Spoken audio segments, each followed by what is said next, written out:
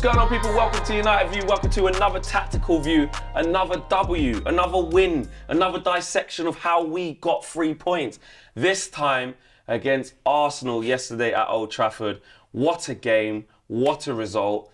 And you know what? Tactically, I'm looking forward to this. I'm excited because from my seat, I saw a lot going on tactically from Arsenal. And you have to give them a lot of credit because the way they moved the ball, the way they played was good. But you have to give us even more credit by the way we dealt with all of that, what we're about to talk about. But just to start off with, Arsenal, how they set up, what we got. So, on paper at least, 4-2-3-1 system. I think the main thing to worry about with Arsenal really is this triangle here on the left-hand side. This triangle's caused problems for all sorts of teams. And what you've got and why it causes so many problems is that all three of them can really play in any of those three positions. So there's constant rotation, constant movement around. They're constantly swapping over and it makes it really difficult to deal with. Because if you go man-to-man, then your right back could be getting pulled out of position, your midfielder's getting pulled out of position. But also, if you go zonal, there's constant floating between all three of them in different areas. So it makes it really hard to deal with. I thought that they gave us massive problems by just continual rotation. And I know we're going to get into it deeper in a little bit, which I will. But, you know, just if I just pick out a couple of players who just really impressed me. Gabriel Jesus, the way that he occupied both centre-halves by himself. Super strong. You know, there were times, I think the first duel that there is, Martinez is in control of it. He's running back towards his own goal. You're thinking, right, get it down, maybe pass it back, or just kick it out. Does neither. Gabriel Jesus pesters him, wins a foul deep in just outside our box by the byline. That set the tone. Then you're thinking, right, Varane will be right on him, balls in the air. He finds a way. Any striker who's looking to understand how to play with their body, pins the striker, pins the centre half, gets his body, as they say in football, arse and elbows, get him out, be big, be strong. And he was just a handful. But as we grew into the game, we started to deal with that really well. And obviously in the wide position, Saka and Martinelli, they're just at it, very direct. But again, we got to grips with that. And this guy, Martin Odegaard. So yeah, a lot to talk about. Let's go into it. Let's look at how they built up from the back and why they gave us so much problems. What did we have to face? So what we saw from Arsenal was that rather than the 4-2-3-1 that they're sort of set up as on paper, they built up for most of the game in a 3-2-5. And what you saw all over the pitch was that this created so many different overloads in different areas and made things really difficult for United, as it does for most teams that they play against. So to see this system working, what we've got to start with is, let's say they're building out from the back with Ramsdale on the ball. To start with, what you'd normally see is Martinelli rotating wide to come on the touchline here, and Xhaka would tuck into the half space there. So what that does then is it leaves a gap in the centre. Zinchenko would rotate in there. And the problem that gives straight away there at this point is that all of a sudden, Bruno's left facing two players. So for the three of United that are hoping to press here, Bruno's got two players there, but also in terms of Sancho and Antony, what they've got to start thinking of now is that, hang on, that ball could go in there. Exactly. And if that ball goes in there, they've got a big problem. I'm not sure why the ball's not moving, but anyway, if the ball goes in there, they've got a bit of a problem. So that's the worst thing that can possibly happen. What these guys want to do really, what they want to be focusing on is staying narrow so nothing comes central. And as soon as that ball goes out there, they want to be straight on the fullback to stop them having time, stop them being able to get a ball down the line and stop them being able to sort of get the head up and pick a pass. So to do that, you want to be as close as possible to the fullback. Now, obviously, the closer you go to the fullback, the further out you go, the less chance there is you can actually stop the ball coming in. And he's free every time, and that's exactly what was happening. Exactly. Zinchenko and Lokonga were massive options, and Antony, I watched it almost the whole first half. Well, it was the whole first half, and in the second half when he was on my side before he came off, he had just massive choice points to make. Shit, do I follow him all the way in there and vacate this whole space here, or do I kind of go half and half? But like you said, I've got to go and help my mate Bruno there because Rashford's trying to do these two. And then you've got two other options here. So Antony almost has to go in there, which left this space here isolated one-on-one. And Gabriel also comes out as basically like another left-back. Exactly. So, I mean, again, football's all about choices. Everything you do tactically pretty much is a balance. So at the same time here, you've got four players really dealing with these sort of 5 or 6 here. And so what that means is that you're always going to have players that are going to have to run. So that means here, Sancho and Antony are going half and half. And as you say, that means that sometimes that ball could go in there. And that's their number one responsibility. Stop it going in there. But as soon as it goes out to the fullbacks, they've got to be on it and they've got to have the intensity. So tactically, the organisation is stay narrow, try and stop it going in there and then get out. But beyond the tactical side, you've got to have the intensity, you've got to be aggressive. And if you don't do that, then the whole system falls apart. So the trade-off here is that you've only got 4 players here dealing with the Arsenal first couple of lines of their build-up, but that means that you've got more security at the back because you've got an overload in this situation defensively. So that's the trade-off you're playing. So if we play the animation on a little bit further on, what we can see then, apart from this overload here, you can see Gabriel shifts around, and in terms of the back as well, notice there's a 3, we've called it a 3-2-5 here, so the 3, then you've got the 2 of Lokonga and Zinchenko, and then you've got the 5 up front that can rotate a little bit more fluid. But also, it was really interesting to see that sometimes Saliba would tuck across, Ramsdale would step in as well, so it almost gives them an extra player in build-up. And that's the value of having a keeper that's really good with their feet, because you can trust them to go back, they can be an extra player, and that gives Rashford an even bigger problem. It's the exact thing that we haven't got. It's the exact thing why Ten Hag's gone, let's just go long for now. Exactly. Yeah. So what it meant was that Rashford was constantly chasing shadows. Yeah. But as a striker, you've got to do that sometimes. It's no good being lazy, being like, this is a losing game. You've got to do it. Yes, you may be doing the same run 3 or 4 or 5 times, back and forwards. Yeah, a lot of the time you're not even going to get close. But that is really important because it sort of locks them into one half and makes things predictable for the guys behind you. So it's tough for Rashford. It's a thankless task most of the time, but you've got to do it. So if we play it on here, you can see that obviously we formed this triangle on this side here. So as well, you've got Xhaka coming out wide. So obviously Martinelli and Saka, they pin the fullbacks really wide. They just old saying chalk on your boots. They were just wide. Exactly, on the touchlines the whole time. Not what United wingers do, but quite similar to what Pep does at City. Yeah. You've got touchline wingers that create space in the half spaces here. So you've got Odegaard and Xhaka. I think Odegaard's just going out a little bit wider there, and that forces McTominay and Eriksen a little bit wider than they want to be. Now what that means is that they've got a choice. Do they stay there, protect the centre, or do they go wide? And if they go wide now to follow the Arsenal midfield players, look who comes in the centre. Gabriel Jesus. There's space. That was causing us huge problems because with this, you can't afford to let Odegaard drift into spaces like that, get on a half term and have no pressure. You might laugh at Xhaka and you might not rate him, but again, you can't let someone of his quality, again, just drift about, not engaged. And him coming in here, you know what it's like. If you're a centre-back, you've got a big choice point to make. Do you go with him? Do you follow him into there? Do you follow him into there? Who does it? Because he was causing massive problems doing that. Exactly, and this, look, you've got to give huge credit to Mikel Arteta because in terms of the build-up structure here, Arsenal are giving us problems all over the pitch. In terms of this front four, they've got decisions to make. The wingers, they've got sort of a constant balance in their head between do I stay narrow or do I go a little bit wider and get out quicker? Try and split them. Then you've got obviously Bruno here's got 2 players to contend with if the wingers do go a bit wider. Then you've got the choice that the pivot have to make here. Do they go with Odegaard and do they go with Xhaka, or do they stay narrow and protect the centre? If they don't go with Odegaard and Xhaka, then obviously that ball can sort of go in there, and then these guys have got space in a really nice position actually to try and feed balls sort of over the top round. And also for the fullbacks as well, they've got these guys coming out wide. So do they stay tight on them, or do they watch the guys in field? So he had to stay on Martinelli. Exactly. Because he's just such a threat. And the same with Malasa. You can't afford to let one of these guys just get it, nobody up their arse and turn and run at you. You can't. Exactly. And what was happening sometimes as well, and to be fair to Dalot, he tracked it really well, was that sometimes in these sorts of situations, if McTominay had gone there, Jesus would come here, Eriksen would mark him.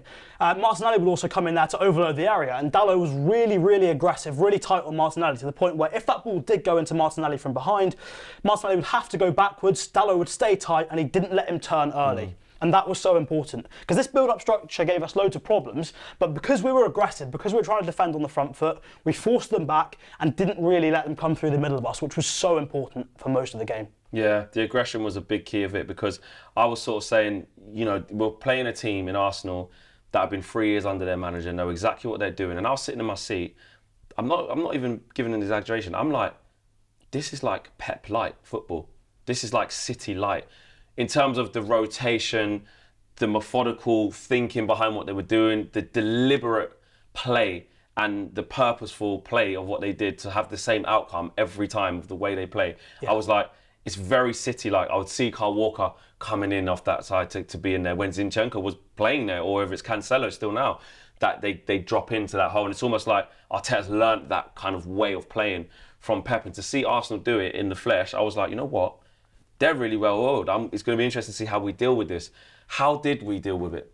Well, I think, look, you make a really good point in that sense, and they are quite like City in a lot of ways, and I think the main one is obviously that they use a lot of width, and you can contrast that to the way United play. When we attack, when we have the ball, we've spoken about it on some of our previous shows as well, and that Ten Hag uses a minimum width system. So rather than trying to cover the whole pitch, we're normally fairly narrow, and that gives us advantages because it means that we can get more players in the box because we've got more players central, but it also means as well that we've got a lot more players in close proximity, so you can play quick vertical passes between the lines. It lends itself itself really well to quick combinations and incisive play. Whereas by contrast, Arsenal, because they're so wide for a lot of the game, it means there's an easier outball on both sides. So it means it's a lot easier for them to control games. Rather than us sort of building quick, incisive attacks, they're much better at controlling games, having possession for long periods. But it does make it harder for them to sort of find central combinations and be incisive. And then also in terms of the counter press as well, for us, because we're sort of fairly narrow, you've got a lot of players in the place where the second balls are going to be. If you cross it in, the defender heads it out, we're likely to have players in those central areas where that's going to land, so we can sustain our attacks a little bit better. So it's contrasting strategies, contrasting systems. But something I did want to talk about, an analogy I've used before in terms of building a team, is that I think building a football team, in some ways, you can view it like building a tower. So you want the tallest tower possible for the best football team, and the different blocks you've got available to you. You've got maybe the physical block, so that's the sort of strength of the player, pace of the player. They've got the endurance to last for 90 minutes. You've got the technical side, so how good are they on the ball? What can they do with the ball at their feet? You've also got the tactical side as well. So what's the organisation like? How can the players adapt to different situations on the pitch? And also you've got the mental side as well. So if things are going wrong, can they respond? Can they do what can they be trusted to do what the manager said? Do they switch off in silly moments? That sort of stuff. So you've got all those different blocks available to you. And the way I see Arsenal at the moment in particular is tactically, they're one of the best teams in the league. The problem is the rest of the blocks aren't there for them yet. And sort of mentally, you can see they're a bit naive. They were naive, exactly, 100%. Naive, and it's a frustrating one for them and their fans. But tactically, they're fantastic. It's just a bit of a shame for them that the rest of it lets them down. So that's the way I'd look at it. Right, let's get on to how we hurt them. Let's talk about us scoring and how we gave them problems and how we set up when we had the ball. So this is the second goal then. So we're in a 4-4-2 block here. So you've got the back four, you've got Rashford and Sancho tracking back quite well with McTominay and Eriksen in the middle. Then you've got Bruno and Ronaldo up top at this point. So obviously Ronaldo's come on for Antony at this point. So we start the animation here with Lokonga on the ball.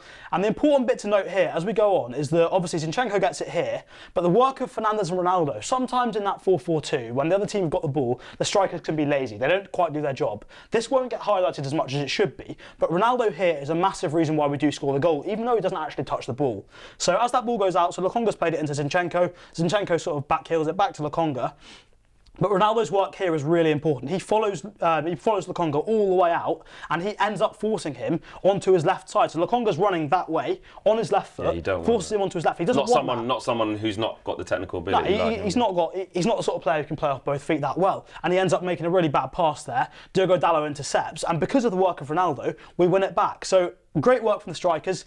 Dalot plays it into Eriksen there, and the rest is just fantastic, really. Yeah. First time ball into Bruno, brilliant. An incredible pass from Fernandes. Great run from Rashford outside. I just want to say, could you just go back a frame? Yeah, we can. So as it gets into Eriksen here, right, go again. Right, pause it there. This is what I keep talking about Christian Eriksen and why he's so pivotal. Because some people have been saying, like, I just need him to do a bit more. And yeah, he's slowly getting better and stuff. I'm saying since he's even come into the game, he's been our best player. Like, for me, he's completely transformed the way we played and the way we're playing. And little things like that, between the lines, that's a really easy pass. It's not far. It's not, really angled. He hasn't got loads of pressure on him.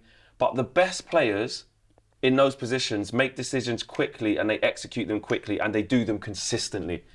Yeah. And Eriksen does that.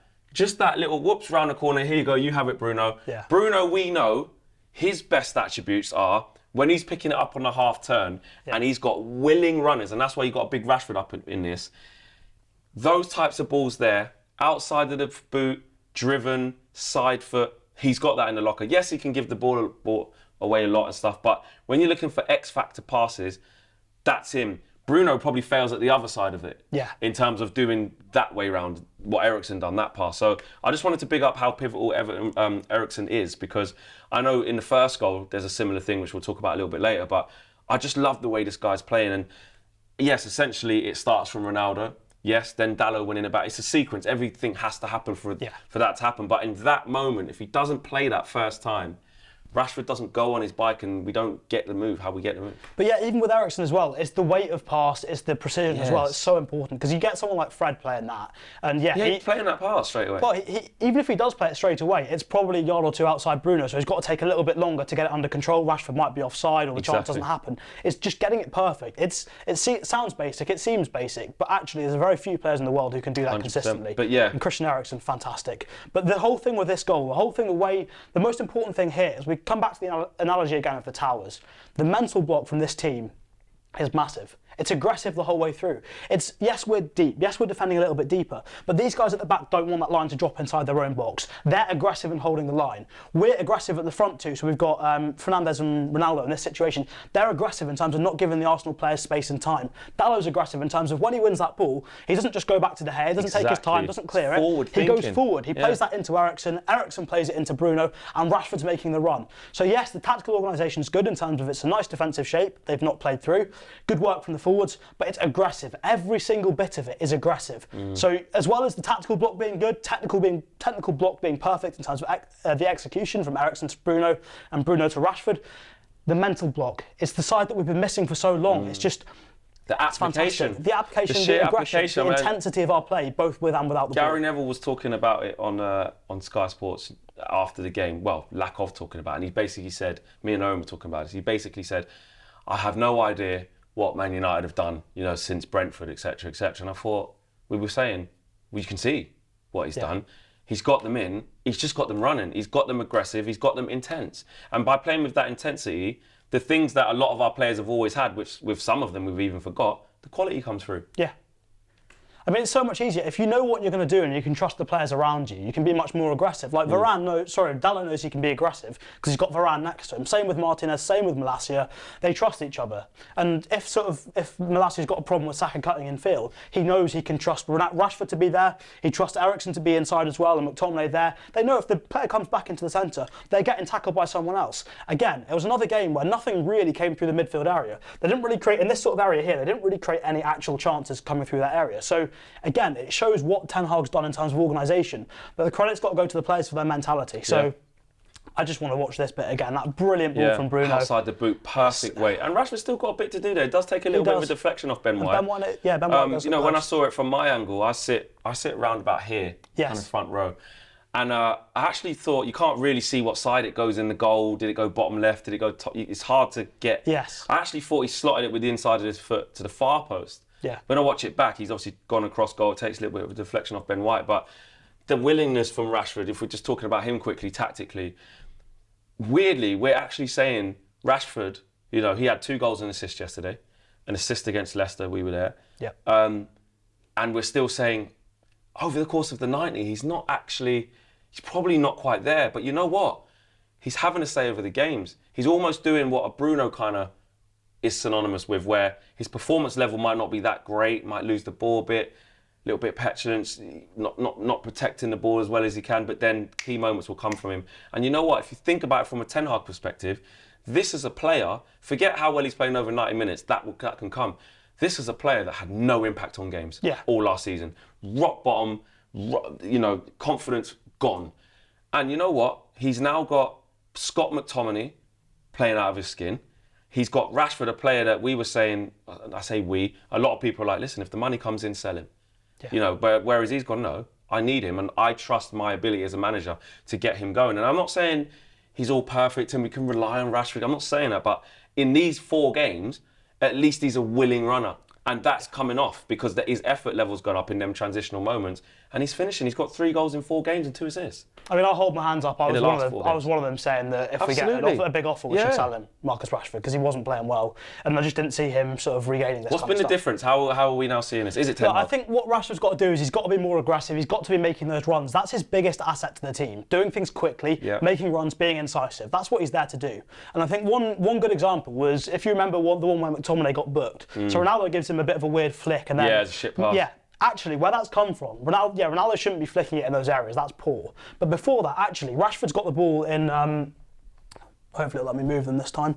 Rashford gets the ball in this sort of position, and he just decides, rather than sort of just playing it quickly, because he's got runners going in behind as well. He's got 2 or 3 options central. Fred's making a run, someone else is making a run. He just decides to put his foot on the ball, wait. Yeah. If he makes that quick, I sort of understand what he's trying to do, calm it down. Game management, yeah. But that's not your job. That's other players. Your job in that situation, if you run down there, you take on, I don't know if it was Saliba or White in that situation, but you take them on, worst case, you win a throw-in. Yeah. That's where you sort of slow things down. It's him understanding, again, the right choice to make at the right time, isn't it? He slowed it down and gave it into Ronaldo. And say, just do what you're good at. I think that's what Ten Hag's done with a lot of them. Yeah. In terms of, the players that were there before were playing better. McTominay, can we just quickly talk about him? Yeah, I want to give McTominay a massive shout out in terms of defensive transitions in particular. Something that before McFred got a lot of criticism, but they were doing an impossible job. That job was impossible for 2 players. Yeah. And when Ralph Rangnick came in and tried to play with just 1 in that sitting role, good luck with that. They were every single week, McTominay and Fred were trying to cover sort of 50-yard spaces in the middle of the massive pitch. gaps. It was impossible. Now that you've got players around Scott McTominay, he can trust that he can be a bit more aggressive, knowing that if someone does get past him, there's someone else there. There's a bit of cover. And what you see now is that actually on transition, he's become really, really good at sort of using his body shape to sort of dictate the duel. He sort of tells the attacker where to go. So he tries to show them outside, and he knows as well that if the attacker tries to sort of just cut back and chop and go the other way, when he showed them one side, his legs are long. He's quite big physically. He can just stick his leg out and he'll normally get in the way. And so, look, defensive transitions, it's an area where McTominay's not been brilliant before, because his biggest weakness, probably defensively at least, is his spatial awareness. He's not sure when to track runners, when to just sort of mark space. Goes diving in a lot. Yeah. Sometimes when the best thing you can do to defend is actually hold your position and keep your shape. Exactly. Whereas he'll go diving in thinking he has to win it. He's being a lot more patient now. He's sort of trying to control and dictate duels. So you've got to give massive credit to the coaching staff. Yeah. You've got to give massive credit to Scott McTominay as well, because he's clearly keen to improve. He's going through that process every single week of getting better and better and better. So fair play to him, fair play to the whole coaching staff. That's really important. So again, I think we've spoken about it. I mentioned it in my fan cam yesterday. In every area of the game now, we look decent. When we've got the ball, we look better. We're moving it quicker. 1 and 2 touch passing, and as we mentioned before, the whole minimum width thing in terms of Ten Hag, again, it means that we're more liable to have sort of quick sort of passes between the lines.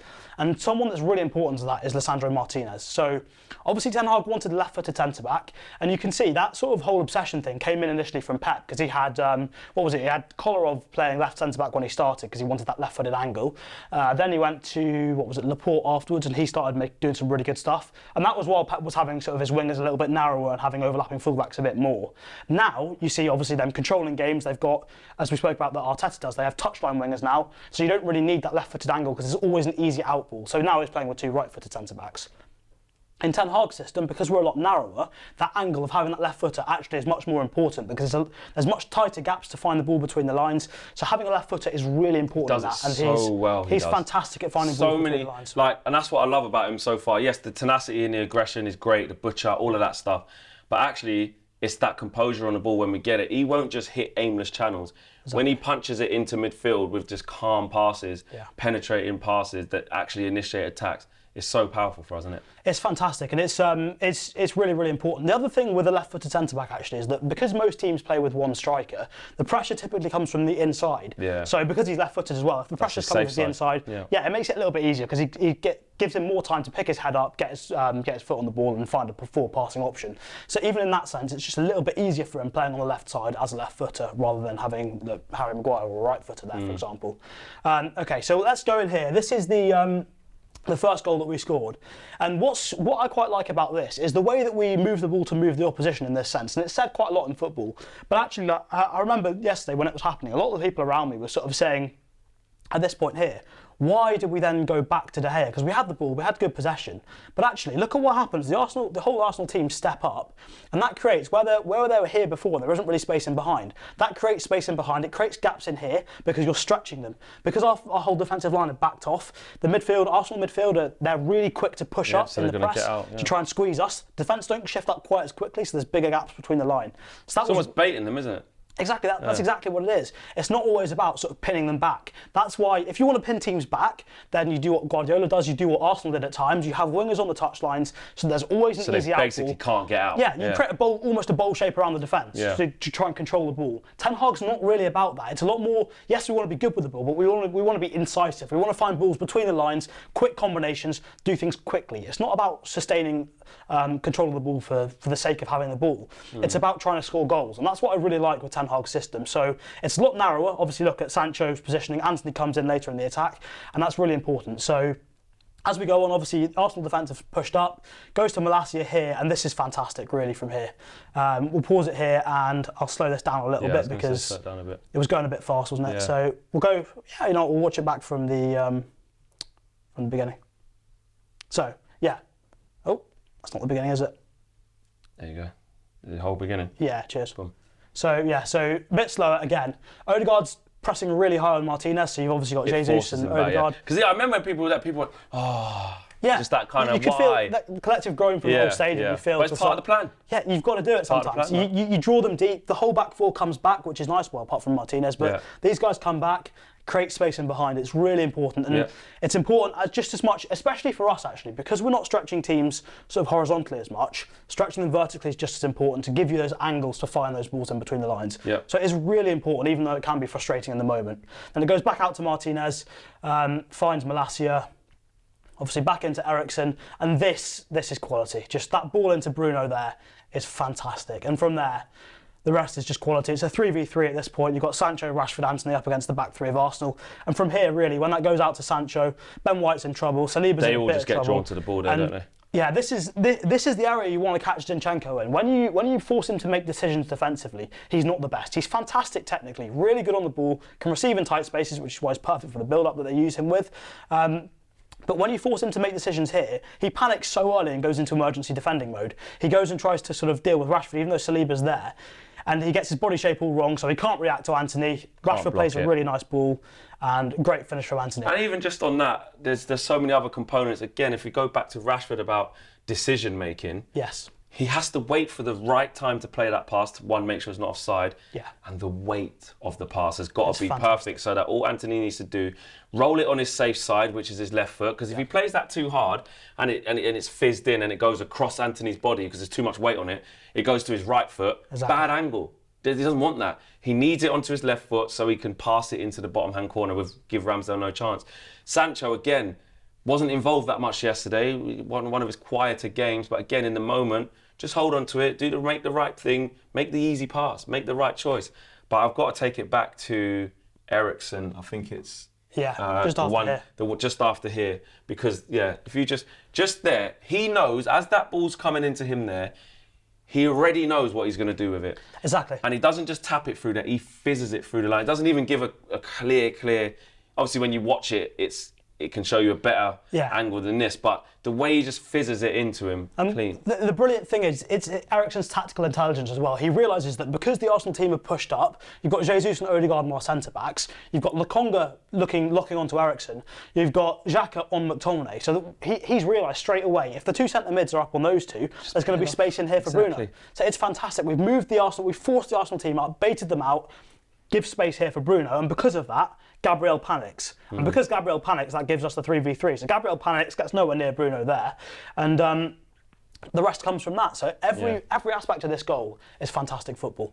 Yeah, absolutely. And Bruno does well as well, because he takes a first touch, which you might think is probably a bad one, gets away with it, but shows the commitment to still get there ahead of Gabriel. He has to go sliding in. And most importantly, drifting into that area of space and knowing that that's a dangerous spot to be in. That's what Bruno is good at. He does get, and we can sometimes criticise him for the lack of the acuteness when it matters, but drifting into those positions, he always finds himself in a position to affect the game, doesn't he, consistently, and that comes from intelligence. And exactly. Look, Ten Hag started the first few games of the season playing a single pivot and 2-8s in front. He's settled on this 4-2-3-1 now, and it is working. Yeah, but what I like is he hasn't just rolled it out in the same way like we've always done it. Yeah. He's changed the different components in it. He's changed the way it functions, the way it moves. And how many times have we said, it's not just about we need to get rid of all the players and all of that. We just need a system in place whereby the players aren't exposed. Exactly. That's not saying Fred's good enough to keep playing or McTominay has to be the guy and forget about Casemiro. I'm not saying that.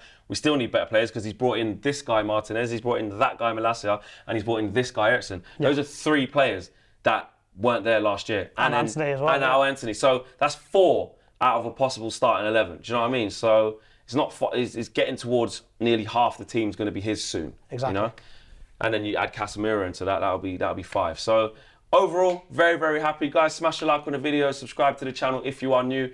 Let us know how you agreed and what your thoughts were about the dissection of that game against Arsenal. We did put them to. It was beautiful to put them to the sword like that. Because you know what? They played all the pretty football and stuff, but we just had an answer. Quick fire, transitional moments, defend narrow, defend with heart, with desire, with intensity. Yeah, I mean, and we did it. With the narrowness as well. Like sometimes they did hit switches of play. When that did happen, we got out quickly.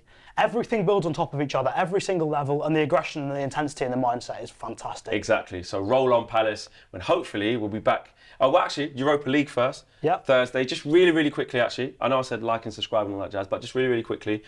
Wholesale changes. Yeah. Players going to be really tired. At least the whole new back 4. Maybe get Dubravka in there. Yeah, I was really worried for this game actually that we'd run out of steam. How impressive was that? It was brilliant. Varane, the Rolls Royce, you know what I mean? He's playing 2 games in 3 for days. me, the biggest thing, Rashford looked exhausted against Leicester, and he's still got the intensity and energy levels to run and do those, to score those both goals towards the end. Fantastic. So drop what your starting team would be for the Europa League match on Thursday night against Real Sociedad, and hopefully we'll be back with another tactical view next week with another W in, hopefully 2 Ws by then.